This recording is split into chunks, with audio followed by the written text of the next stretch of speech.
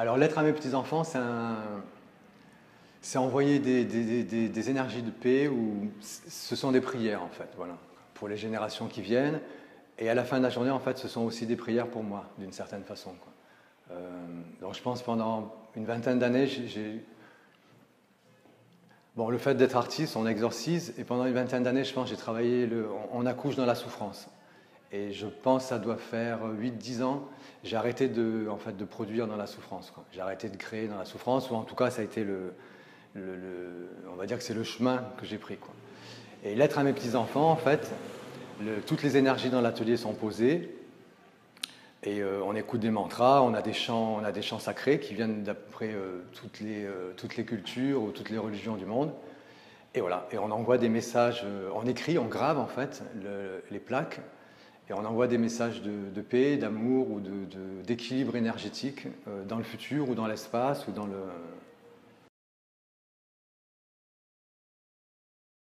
Ah oui, oui, oui.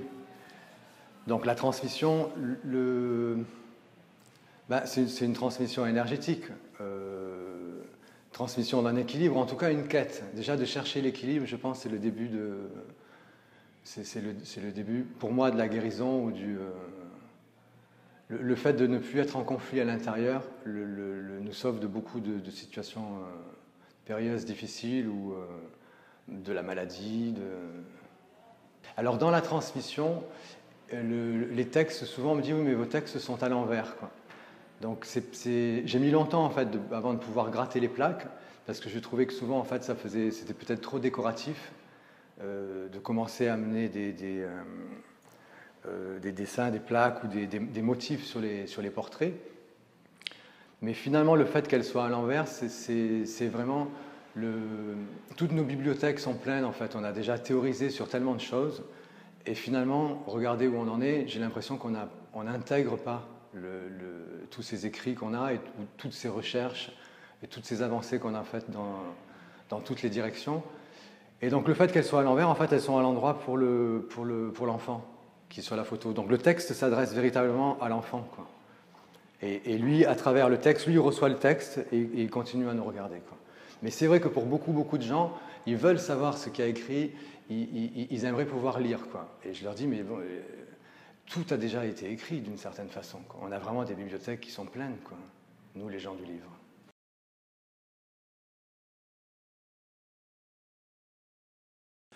Alors, moi j'écris français, anglais, espagnol. D'une plaque à l'autre, en fait, c'est comme un discours continu. C'est vrai qu'au début, quand je recommençais, chaque plaque que je recommençais, c'était comme si je repartais du début. Et finalement, maintenant, en fait, c'est un flow continu. Les plaques qui vont être en japonais, qu'est-ce qu'on a ici? On a du japonais, on a du tibétain, on a de l'hébreu, on n'a pas encore de russe, on a de l'arabe aussi, ouais. Donc toutes ces plaques-là, en fait, sont réalisées par des artistes, donc des gens en fait qui maîtrisent la langue. J'essaye quand même de trouver des gens qui sont dans la langue. Souvent, ça va être le sutra du cœur pour le tibétain et japonais. Parce qu'évidemment, quand je leur dis moi ce que j'écris, ils disent ben moi je ne peux pas écrire comme toi. Donc on a trouvé un texte qui était un peu sorti. Alors le Sutra du cœur, c'est un texte fondateur en fait du bouddhisme tibétain. Et c'est à la fois mystique et à la fois ça va relier le bas et le haut.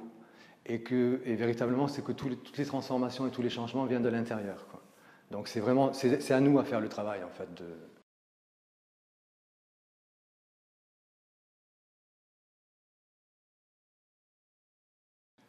Ça va être ce qui me passe par la tête, mais l'intention est toujours l'être à mes petits-enfants. Donc c'est toujours envoyer des messages de construction, de chercher de continuer à s'éduquer, de s'ouvrir. Je vais parler moi de mes expériences personnelles où j'étais plus dans la drogue, dans la déprime, les choses qui m'ont ouverte, le chemin mystique en fait, de s'ouvrir, qu'on est tous reliés.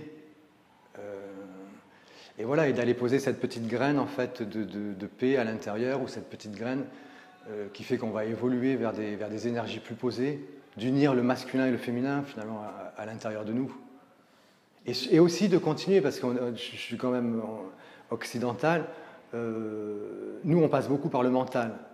Donc de continuer toujours à lire, à s'éduquer, à s'éveiller, même si on va changer d'avis.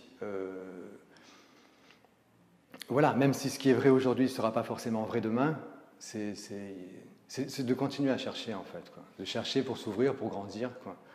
Et l'équilibre va venir du fait qu'il faut s'ancrer et pour pouvoir s'élever en fait.